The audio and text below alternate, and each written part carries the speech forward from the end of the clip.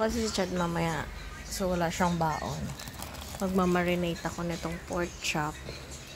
Yan. Marinate natin. Parang barbecue para meron siyang pambaon mamaya. Let's go. Lagyan na natin dito na suka. Toyo. Kunti lang. 2 peraso lang naman to eh. Ako po siya mga Mars. Ako. Nilagyan ko to ng kalamansi. Tapos ketchup. Ito, paminta. Sukal pala nilagyan ko rin to. Haluin lang natin to. Okay na to. Barbecue sauce natin. Ito yung pork natin.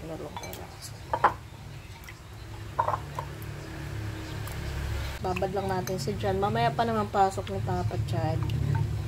Babad natin ito mga 3 hours. Tapos mamaya natin siyang lutuin. Diba? Bilis. Mas mabilis ma-absorb yung mga ano natin nilagay. Tusok-tusokin lang natin.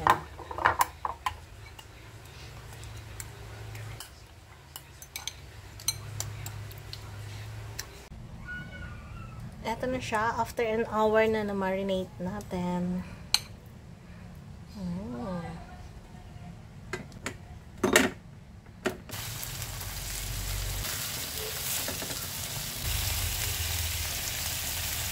Kailangan pag nagluto tayo nito, medyo mahina lang yung apoy. Antayin lang natin na mag-caramelize yung mga nilagay natin na sauce. Ganyan lang siya. O, para hindi masunog yung ating barbecue. O, diba? May barbecue na agad tayo.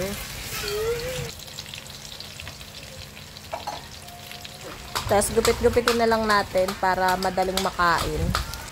Tsaka sobrang lambot na ng ano natin, ng karne kasi matagal ko siyang pinakuluan. Sa napakahinang apoy lang talaga. Tignan niyo lumabas na yung mga oil ng pork. Kasi mahina lang talaga yung apoy ko dyan para hindi siya masunog. Sarap na ito sa kanin mga Mars.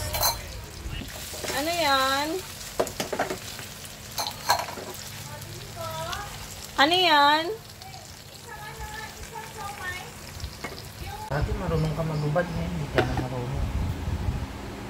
Ayan, luto na. Ang sarap na ito mga Mars. Sobrang kumapit na yung pampalasa natin. Tapos lalagyan ko na lang siya ng pipino. Para may side dish yung papa. O, diba? Bongga. Tapos garnish natin yan ng sesame seeds. Para talagang maganda ang itsura. Itsura pa lang maganda na. Ayun ang baon na ni Papa Chad.